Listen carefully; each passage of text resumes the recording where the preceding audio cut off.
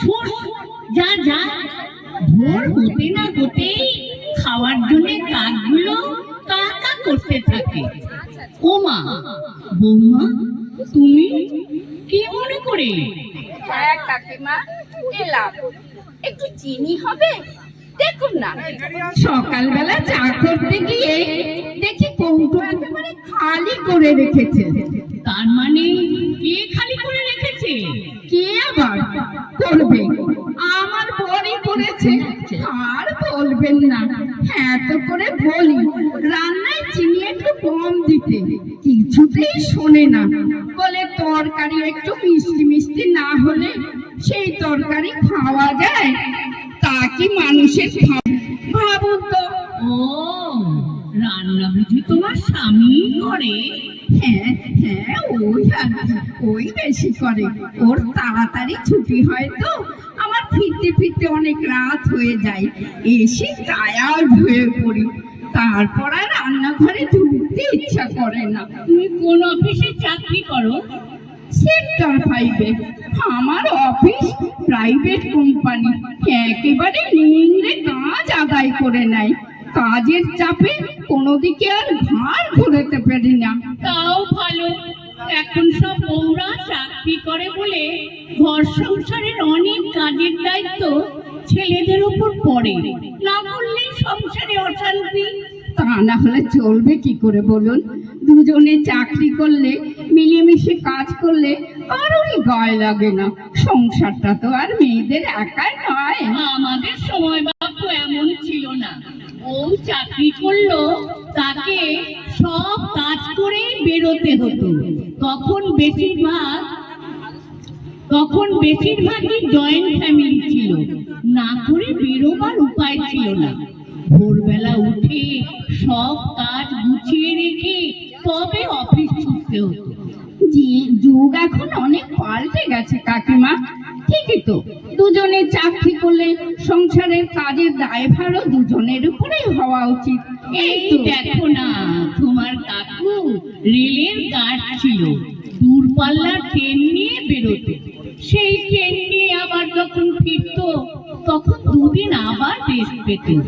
তবুও তোমার কাকুকে উঠোটি নাড়তে দিতাম না। আপনি তো ঘরেই থাকতেন, তাই প্রয়োজন হতো না। সে তুমি ঠিক বলেছ মা। তবে কি জানো, ঘরের মানুষের ভালোবাসা পেতে গেলে একটু ভালো মন্দ তার পছন্দ মতো খাবার করে খাওয়াতে হয়, তবে গিয়ে ভালোবাসা পাওয়া যায়। তার মানে আপনি কি বলতে চান? রান্না করে খাওয়ানোই ভালোবাসার শেষ কথা? ওই দেখো, তুমি রেগে গেলে মনে হচ্ছে। আরে আমি ঠিক তা বলিনি। কি করে যে তোমাকে বোঝাই? আসলে সবাই তার পছন্দ মতো খাবার পেলে খুব খুশি হয়, তাই বললাম আর কি। তবে তো কাকু খুব ভাগ্যবান বলতে হয়। আপনি নিশ্চয়ই রোজ তার মুখের মতো খাবার করে খাওয়ান। হ্যাঁ, তা বলতে পারো। এই তো কালকে রসবড়া করলাম, সে খেতে খুব ভালোবাসে। শুধু কি তাই, বড়ি, কাশুন্দি এসব তেনার প্রিয় খাবার। এসব করা হতো হাঙ্গামা, তবুও করে খাওয়াই।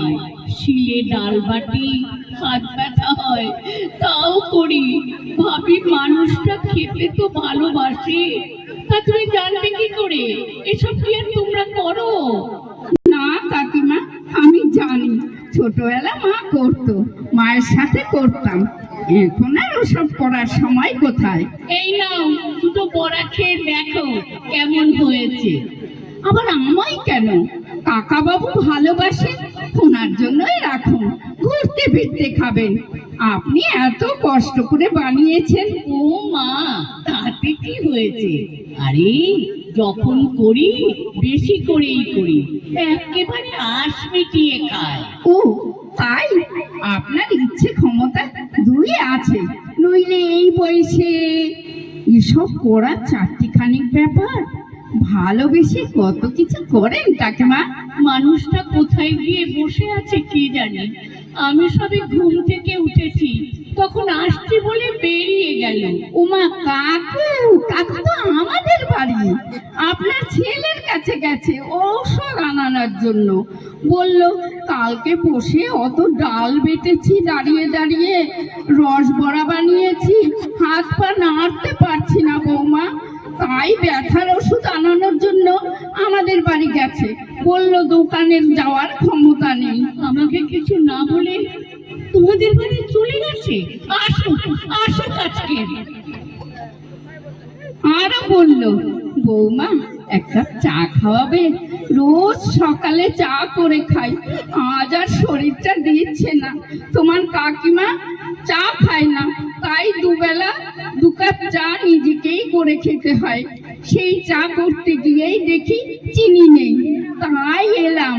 ও বাবা, কোথায় কোথায় অনেক দেরি হয়ে গেল কাকিমা, আমি আসি, ধন্যবাদ।